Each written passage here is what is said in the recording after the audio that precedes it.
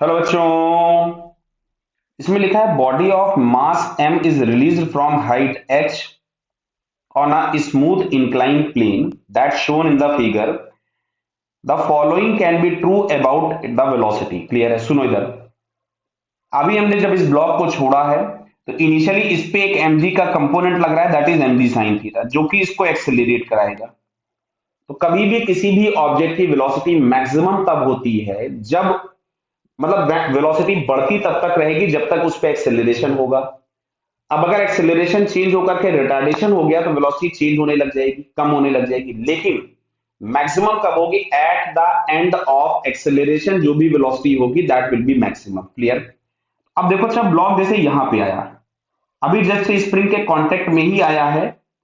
अभी इस पे लगने वाला एक अकेला फोर्स होगा जो कि mg sin थीटा। जब ये स्प्रिंग को थोड़ा सा दबाएगा, जैसे मैं यहां पे डायग्राम बना रहा हूं अलग से, देखिए, जब ये स्प्रिंग को पार्शियल कंप्रेस कर देगा, ये स्प्रिंग की ओरिजिनल पोजीशन थी।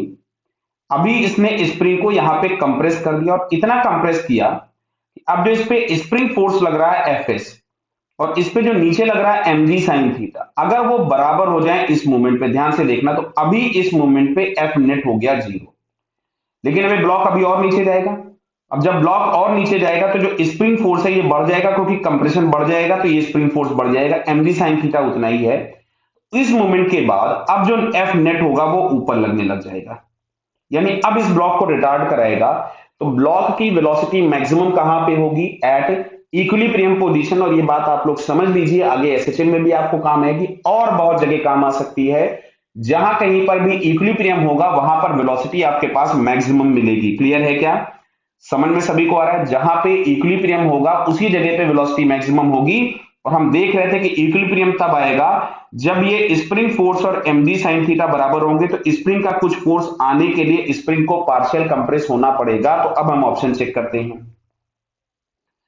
लिखा है v is highest when just touch the spring. भाई गलत हो गई बात, ये तो बात गलत हो गई। क्लियर? दूसरा लिखा है v is highest when compression and the spring is some amount. Yes, ये वाली बात हमारी क्या हो गई? सही। आगे भी पढ़ लेते हैं।